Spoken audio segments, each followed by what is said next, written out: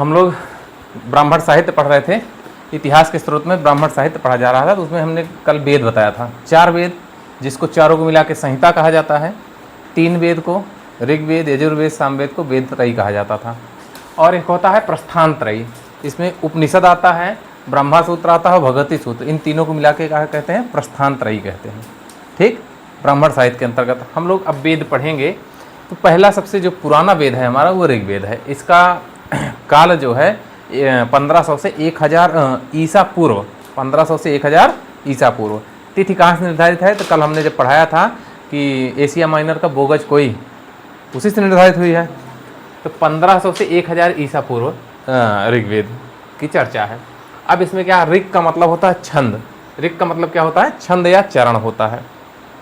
तो ऐसा वेद जो चरण या छंदों में लिखा गया है उसे कहते हैं ऋग्वेद। ऐसा वेद जो चरण या छंदों के रूप में जिसके मंत्र लिखे गए हैं उसको कहेंगे ऋग्वेद। क्लियर इतना हुआ। अब ऋग्वेद में दिया क्या है, तो स्रोत और प्रार्थनाएं, मतलब देवी देवताओं के स्रोत दिए हैं, कैसे इनको प्राप्त करो, अब प्रार्थना कैसे की जाती है, ये चीज़ें दी गई हैं किसमें, ऋग्वेद में, स्रोत और प्रार्थनाएं। ये क्वेश्चन पूछा जाता है मिलवाने को लिए। ठीक है, तो ये हुआ सबसे प्राचीन वेद है, इसको आप जानते हैं। और ऋचाओं में बद्ध है, ऋचाओं में लिखा है मतलब छंदों के रूप में लिखा गया है ये। अब जब हम इसको देखते हैं तो ऋग्वेद में हमारे कुल 10 मंडल हैं। कितने मंडल हैं, 10 मंडल, 1028 सूक्त हैं। ठीक है, 1028 सूक्त हैं, 10,580 ऋचा या छंद हैं। 10 मंडल, 1028 सूक्त, 10,580 ऋचा, इतनी चीज़ें हमारे उसमें है। अब जो ऋग्वेद को पढ़ता है जो ब्राह्मण, उसको कहते हैं होत्र। पढ़ते सभी ब्राह्मण ही हैं, जो ब्राह्मण ऋग्वेद को पढ़ता है उसको होत्र कहा जाता है। ठीक, तो ये प्रश्न पूछा जाता है, होत्र कहते हैं। ये ऋ से ऋषि का मात्रा है, ये ऋषि का होत्र कहा जाता है। ठीक, अब जो 10 मंडल हैं इसमें पहला और 10वां मंडल सबसे अंत में जोड़ा गया है। 2 से 8 मंडल तक पहले लिखे गए थे, 9 मंडल तक पहला और 10वां मंडल अंत में जोड़ा गया है। ठीक, ये 10 मंडल क्रम से हमने लिखे हुए हैं, पहला, दूसरा, तीसरा, चौथा, पांचवा, छठा, 7, 8, 9, 10। ठीक, पहले मंडल को देखा जाए तो इसके रचयिता कौन है, तो मधुच्छंदा या मेघातिथि थे। ठीक, द्वितीय के गृत्समद हैं, गृत्समद। तृतीय के विश्वामित्र हैं। चौथे मंडल के लेखक वामदेव हैं, 5वें के अत्रि हैं, 6ठे के भारद्वाज हैं, 7वें के वशिष्ठ हैं, 8म के कण्व या अंगिरस हैं, 9वें के सोम देवता अन्य ऋषि हैं, और 10म के बिमदा, इंद्र, सची और अन्य, इन लोगों ने मिलकर इन 10 मंडल को लिखा है। अब इन मंडलों में कुछ विशेष चीज़ें हैं, जैसे तीसरे मंडल में, तीसरा मंडल की जो रचना हुई है उसको विश्वामित्र ने किया है। उसकी रचना किसने की, विश्वामित्र। उसमें उन्होंने सूर्य देवता की स्तुति के लिए या सवित्र या सविता शब्द यूज होता है, उनकी स्तुति के लिए गायत्री मंत्र को लिखा है। गायत्री मंत्र जानते हैं आप, ओम भूर्भुवः स्वः वाला, ओम भूर्भुवः स्वः तत्सवितुर्वरेण्यं भर्गो। तो ये गायत्री मंत्र किसने लिखा है, विश्वामित्र ने लिखा है। कहाँ लिखा गया है, ऋग्वेद के तीसरे मंडल में ना। किसके लिए लिखा गया है, तो सूर्य देवता या सविता या सवित्र देवता की स्तुति के लिए लिखा गया है। ठीक, उसके बाद आते हैं 7वें मंडल में। 7वें मंडल में कृषि, कृषि कैसे की जाती है, क्या होता है, तो कृषि के संबंध में वर्णन किया गया है 7वें मंडल में, जिसको वशिष्ठ ने लिखा है। ठीक, तो विश्वामित्र और वशिष्ठ का नाम आप लोगों ने सुना होगा। अब आते हैं 8म मंडल। 8म मंडल में जो हाथों से लिखी गई ऋचाएँ हैं, छंद जो हाथों से लिखे गए हैं, उनको खिल शब्द, उनके लिए क्या प्रयोग होता है, खिल शब्द प्रयोग किया जाता है हाथ से लिखी हुई ऋचाओं को। ठीक, 9वें मंडल में सोम देवता, सोम या वनस्पतियों के देवता, जिसको सोम को क्या कहा जाता है, वनस्पतियों के देवता, इनके बारे में 9वें मंडल में चर्चा की गई है। अब आते हैं 10वें मंडल में। 10वां मंडल सबसे बड़ा मंडल है। ठीक, 10वें मंडल में वर्णन किस किस चीज़ का है, इसमें नारद स्तुति सूक्त में नदियों का वर्णन किया गया है। पुरुष सूक्त में वैदिक समाज कैसे था, तो पुरुष सूक्त में वैदिक समाज कैसे था, तो यहाँ से फिर अभी आते हैं, तो चतुर्मंडल वर्ण का वहाँ वर्णन है इसी पुरुष सूक्त में। ठीक, किसका, वैदिक समाज का वर्णन है। वैदिक समाज कैसे था, चतुर्वर्ण में विभाजित था, उसको अभी बता रहे हैं। और नदीय सूक्त था। नदीय सूक्त में ये बताया गया है कि ब्राह्मण का सृजन कैसे हुआ, ब्राह्मण का सृजन कैसे हुआ। और सूर्य सूक्त में विवाह संबंधी श्लोक का वर्णन किया गया है। ये सब 10वें मंडल में है। ठीक, अब 10वें मंडल में पुरुष सूक्त पे आ जाते हैं। 10वें मंडल में पुरुष सूक्त वर्णन है जिसमें चतुर्वर्ण 4 वर्णों का वर्णन किया गया है। चतुर्वर्ण कौन है? ब्राह्मण, क्षत्रिय, वैश्य और शूद्र। ब्राह्मण, क्षत्रिय, वैश्य और शूद्र। अब उसमें ये कहा गया है कि ब्राह्मण जो हैं, ये जो ब्रह्मा जी हैं उनके मुख से निकले हुए हैं। ब्राह्मण की उत्पत्ति कहाँ हुई है? ब्रह्मा के मुख से निकली हुई है। क्षत्रिय जो हैं ब्रह्मा की भुजाओं से, बाँह, हाथ से निकले हुए हैं। और वैश्य जो हैं जंघा की ब्रह्मा की जंघाओं से बने हुए हैं। और शूद्र जो हैं ब्रह्मा के चरण से बने हुए हैं। ठीक, अब यहाँ समझिएगा वैदिक समाज जो था वो ये चतुर्वर्ण में तो विभाजित था, लेकिन ये कर्म प्रधान था, जाति प्रधान नहीं था। कैसा था? कर्म आधारित था। जो जैसा कार्य करता था उसको ये बताया गया है। लेकिन यहाँ पे ये भी बताया गया है कि अगर इनमें से कोई एक ना हो, इसमें से अगर कोई एक ना हो तो चल नहीं पाएगा। ठीक है, इसमें से किसी एक को हटा लीजिए आप अपने शरीर से ही, इनमें से कोई अंग को, चलेगा? नहीं चल सकता। तो ये 4 चीज़ें बताई गई हैं। अब यहाँ पे देखिए तो ये चतुर्वर्ण कहाँ से उत्पन्न हुए हैं? ब्रह्मा से। चारों वर्ण कहाँ से आए हैं? ब्रह्मा से। इसका मतलब ऋग्वेद में ब्रह्मा का वर्णन तो है, ऋग्वेद में ब्रह्मा का वर्णन है, लेकिन आत्मा शब्द का, आत्मा का वर्णन कहीं नहीं किया गया है। ठीक, अब आते हैं ऋग्वेद में प्रयुक्त, ऋग्वेद में एक शब्द प्रयोग हुआ है अघन्या। अघन्या को वहाँ पे गाय के रूप में प्रयोग किया गया है, जिसके लिए कहा जाता है ना मारे जाने योग्य, गाय को मारा नहीं जा सकता। ठीक, अघन्या किसके लिए प्रयोग होता है? गाय के लिए। तो ये प्रश्न पूछा जाता है अघन्या क्या है? ठीक, तो जब अघन्या क्या है? ना मारे जाने योग्य या गाय। ठीक, ऋग्वेद में ऋग्वेद का एकमात्र जीवित जो है शाखा है वो सांकल शाखा बची हुई है, शेष सभी विलुप्त हो गए हैं, गायब हो गए हैं, वर्तमान में प्रेजेंट नहीं है। इस तरीके से ऋग्वेद के संबंध में हम लोगों को इतनी जानकारियाँ प्राप्त होती हैं। पूरा मामला याद आ गया? हो जाएगा अगर आप देखें तो। ठीक,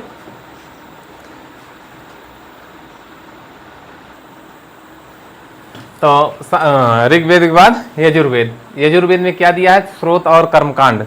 ये कर्मकांड प्रधान वेद है। इसमें यज्ञ कैसे किया जाता है, वेदियाँ कैसे बनती हैं।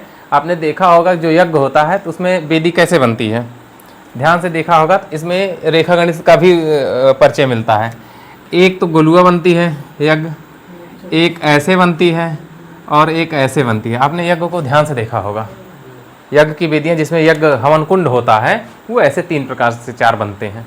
एक पंचमुखी बनता है, तो कब कहाँ कैसे बनता है इसकी जानकारी कहाँ मिलती है? इसमें। ठीक है, इसमें यज्ञ कैसे किया जाएगा, ये किस आकार में होगा हवन, इसका नियम दिया है किसमें? यजुर्वेद में। ठीक, अब यहाँ से रेखा गणित भी निकल के आ रही है। एकदम नाप अगर बराबर नहीं होगी तो यज्ञ सही नहीं होगा। ठीक, तो नियम और विधियों का वर्णन होगा, किस विधि से कहाँ पे किया जाता है। ठीक, इसमें कर्म, इसे इसलिए इसमें कर्मकांड बहुत है ना, काम करने पड़ते हैं, इसीलिए इसको कर्मकांडी वेद भी कहा जाता है। अब अगर ऋग्वेद को देखेंगे तो यह गद्य एवं पद्य दोनों में लिखा गया है। ठीक है, ऋग्वेद जो है गद्य पद्य दोनों में लिखा गया है। यही एकमात्र वेद है जो गद्य पद्य दोनों में लिखा हुआ है। ठीक, अगर यजुर्वेद गद्य पद्य में लिखा गया है, ये यजुर्वेद की बात हो रही है। यजुर्वेद की 2 शाखाएं हैं, कृष्ण यजुर्वेद, शुक्ल यजुर्वेद। यस, ठीक, 2 शाखाएं हैं, शुक्ल यजुर्वेद और कृष्ण यजुर्वेद। शुक्ल यजुर्वेद को देखेंगे तो इसको वाजस्नेयी संहिता भी कहते हैं। शुक्ल यजुर्वेद को वाजस्नेयी संहिता भी कहते हैं। ये केवल पद्य में लिखा हुआ है, पद्य मतलब कविता में लिखा हुआ है, छंदों के रूप में लिखा हुआ है। इसकी शाखा जो है माध्यान्दिन है और कण्व है। किसकी? शुक्ल यजुर्वेद की। कृष्ण यजुर्वेद ये गद्य पद्य दोनों में लिखा गया है। इसकी शाखा काठक, कपिष्ठल, मैत्रायणी, तैत्रीय और वाजस्नेयी 5 शाखाएं इसकी बनाई गई हैं। ठीक, तो यजुर्वेद 2 हैं, 2 भागों में विभाजित है, शुक्ल यजुर्वेद और कृष्ण यजुर्वेद। शुक्ल यजुर्वेद को वाजस्नेयी संहिता कहते हैं। इसकी 2 शाखाएं हैं, माध्यान्दिन और कण्व हैं। कृष्ण यजुर्वेद ये गद्य पद्य दोनों में लिखा गया है। इसकी 5 शाखाएं हैं, काठक, कपिष्ठल, मैत्रायणी, तैत्रीय और वाजस्नेयी, ये 5 शाखाएं इसकी बनती हैं। ठीक, अब इसमें मंत्रों का उच्चारण जो करता है, जो ब्राह्मण यज्ञ करते समय जो ब्राह्मण मंत्रोच्चारण करते हैं उनको कहा जाता है उद्गाता, वो अध्वर्यु कहा जाता है। यजुर्वेद में जो ब्राह्मण मंत्र उच्चारण करता है उसको अध्वर्यु कहते हैं। इसमें भी उड़ा हुआ रहा है, इसमें भी उड़ा हुआ रहा है, याद रखिएगा। अन्य में बदला रहेगा, तो बड़ा कन्फ्यूजन होता है, तो इसको याद रखिएगा। ठीक, यजुर्वेद को पढ़ने वाले ब्राह्मण को क्या कहते हो, सिंपल भाषा में अध्वर्यु। ठीक, अब यज्ञ कर्मकांड जब यज्ञ हो रहा होता है तो उसकी जो देख रेख करता है जो ब्राह्मण, उसको ब्रह्मा कहा जाता है। उसकी देख रेख में सभी जितने ब्राह्मण होते हैं सभी मंत्र थोड़ी पढ़ते हैं, कुछ होते हैं मंत्र उच्चार कर रहे, एक दो ब्राह्मण जो होते हैं मुखिया होते हैं वो घूम टहल के देख रहे होते हैं, एक दो ब्राह्मण जो होते हैं वो घूम टहल के देख रहे होते हैं। यजुर्वेद के उपनिषद देखेंगे 4 हैं।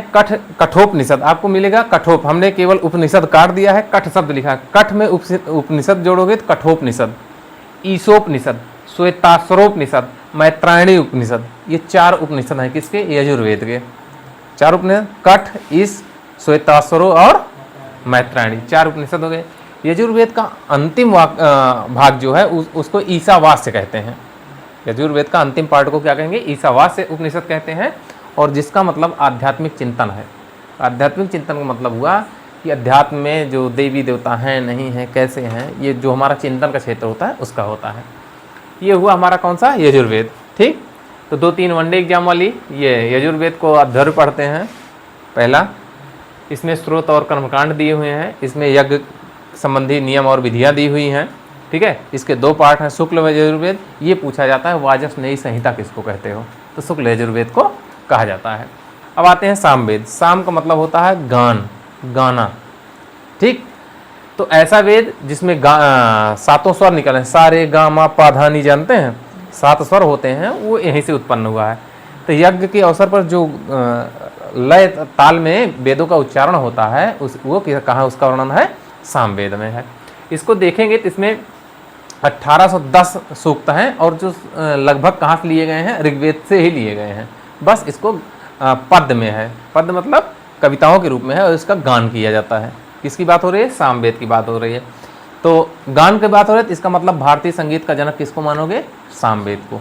7 स्वर जानते हैं, सा रे गा मा पा धा नी ना, ये 7 स्वर होते हैं। इसकी उत्पत्ति कहाँ से हो रही है, सामवेद से हो रही है। इसमें सूर्य की स्तुति में मंत्र दिए गए हैं। आपने ऋग्वेद पढ़ा तो वहाँ पे सूर्य के लिए मंत्र थे ना, विश्वामित्र ने लिखा था, उसी तरीके से यहाँ पे भी सूर्य की स्तुति के मंत्र हैं। इसको गाने वाले, इसको जो इसका वाचन करते हैं ब्राह्मण, उनको उद्गाता कहा जाता है। यजुर्वेद में अध्वर्यु थे, इसमें उद्गाता थे, ऋग्वेद में होत्र थे ना, इसमें उद्गाता कहा जाता है।